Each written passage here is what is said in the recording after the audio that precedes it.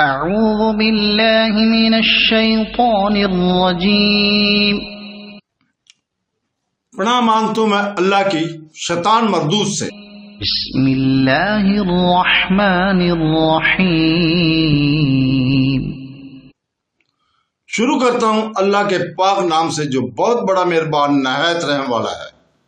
قالوا ادع لنا ربك يبين لنا ما هي قال إنه يقول إنها بقرة لا فارض ولا بكر عوان بين ذلك فافعلوا ما تؤمرون قالوا ادع لنا ربك يبين لنا ما لونها قال إنه يقول إنها بقرة صفراء فاقع لونها تسر الناظرين قالوا ادع لنا ربك يبين لنا ما هي إن البقرة شابه علينا وإنا إن شاء الله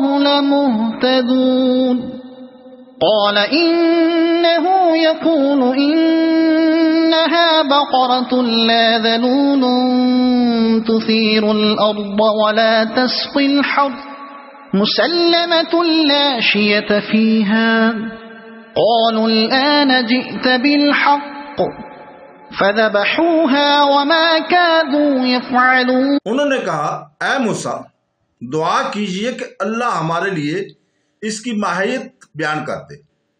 آپ نے فرمایا سنو وہ گائے نہ تو بالکل بوڑھی ہے نہ بچی بلکہ درمیانی عمر کی نوجوان ہے، پس اب جو تمہیں حکم دیا گیا بجا لاؤ۔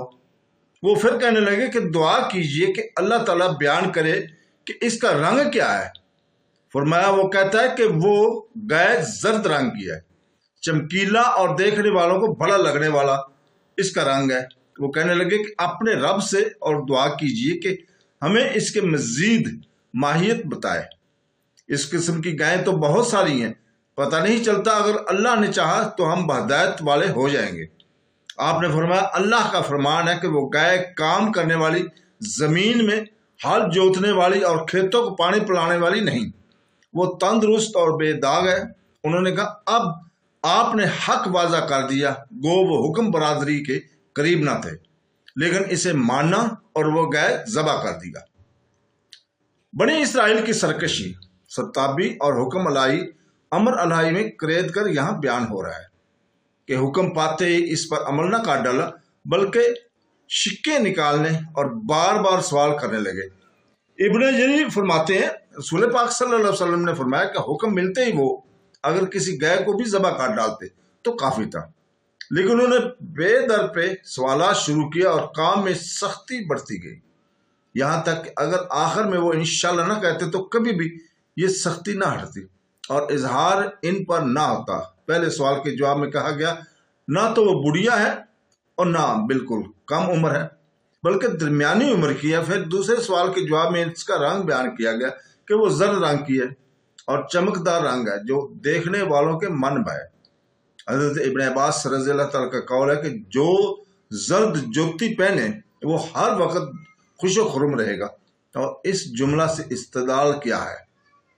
بعض نے کہا کہ مراد سخت سیاہ رنگ ہے، لیکن اول قول ہی صحیح ہے۔ ہاں یہ اور بات ہے کہ ہم یوں کہیں کہ اس کی شوخی اور چمکیلے پن سے وہ مثل کالے رنگ کی لگتا ہے۔ حب بن منبح کہتے ہیں اس کا رنگ اس قدر شوخ اور گہرا تھا کہ یہ معلوم ہوتا تھا گویا سورج کی شعاعیں اس سے اٹھ رہی ہیں۔ تو تورات میں اس کا رنگ سرخ بیان کیا گیا، لیکن شاید یہ عربی کرنے والوں کی غلطی ہے، چونکہ اس رنگ اور اس عمر کی گائیں بھی انہیں بخسرت نظر آئیں۔ تو انہوں نے پھر کہا کہ اے اللہ کے نبی کوئی اور نشانی بھی پوچھیے تاکہ شبہ مٹ جائے، انشاءاللہ اب ہمیں رستہ مل جائے گا۔ اگر یہ انشاءاللہ نہ کہتے تو انہیں قیامت تک پتہ نہ چلتا، اور اگر یہ سوالات ہی نہ کرتے تو اتنی سختی ان پر نہ ہوتی، بلکہ جس گائے کو ذبح کر دیتے کفایت ہو جاتی۔ یہ مضمون ایک مرفوع حدیث میں بھی ہے۔ لیکن اس کی سند غریب ہے۔ صحیح بات یہی معلوم ہوتی ہے کہ یہ حضرت ابو ہریرہ رضی اللہ تعالیٰ کا اپنا کلام ہے۔ اب کی مرتبہ اس کے اوصاف بیان کیے گئے کہ وہ ہل بھی نہیں جوتی، پانی بھی نہیں سینچتی، اس کے چمڑے پر کوئی داغ دھبا نہیں، یک رنگی ہے، سارے بدن میں کہیں دوسرا رنگ نہیں، اس کے ہاتھ پاؤں اور کل اعضاء بالکل درست اور توانا ہے۔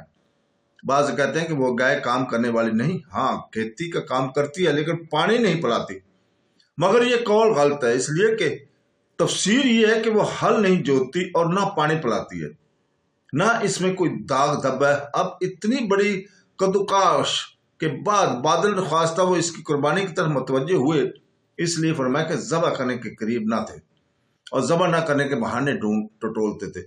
کسی نے تو کہا ہے کہ اس لیے کہ انہیں اپنی رسوائی کا خیال تھا کہ نہ جانے کون قاتل ہو۔ بعض کہتے ہیں اس کی قیمت سن کر گھبرا گئے تھے، لیکن بعض روایتوں میں آیا کہ کل 3 دینار اس کی قیمت لگی تھی، لیکن یہ 3 دینار والی اور گائے کے وزن کے برابر سونے والی دونوں روایتوں میں اسرائیلی روایتیں ہیں۔ ٹھیک بات یہی ہے کہ ان کا ارادہ بجا آوری حکم کا تھا ہی نہیں، لیکن اب اس قدر وضاحت کے بعد اور قتل کا مقدمہ ہونے کی وجہ سے انہیں یہ حکم ماننا ہی پڑا۔ اس آیت سے اس مسئلہ پر بھی استدلال ہو سکتا ہے کہ جانوروں کو بلا دیکھے ادھار دینا جائز ہے، اس لیے کہ صفات کا حصر کر دیا گیا کہ اوصاف پورے بیان کر دیے گئے، جیسے کہ حضرت امام مالک رحمۃ اللہ علیہ اور امام زرعی رحمۃ اللہ علیہ، امام لائث، امام شافی، امام احمد اور جمہور علماء کا مذہب ہے، اگلوں کا اور پچھلوں کا۔ اور اس کی دلیل بخاری و مسلم کی یہ حدیث بھی ہے کہ کوئی عورت کسی اور عورت کے اوصاف اس طرح اپنے خاوند کے سامنے نہ بیان کرے کہ گویا وہ اسے دیکھ رہا ہے۔ اور حدیث میں نبی کریم صلی اللہ علیہ وسلم کی دیت کے اونٹوں کے اوصاف بھی بیان فرمائے ہیں۔ قتل خطا میں اور اس قتل میں جو مشابہ عمد کے ہے، ہاں امام ابو حنیفہ رحمۃ اللہ علیہ اور دوسرے کوفی اور امام سوری رحمۃ اللہ علیہ وغیرہ بھی سلم کے قائل نہیں ہے۔ وہ کہتے ہیں کہ جانوروں کے اوصاف اور احوال پوری طرح ضبط نہیں ہو سکتے۔ اسی طرح ابن مسعود رضی اللہ تعالیٰ عنہ، حذیفہ بن ایمان رضی اللہ تعالیٰ عنہ اور عبد الرحمن بن سمرہ رضی اللہ تعالیٰ وغیرہ سے بھی منقول ہے۔ صدق اللہ العظیم۔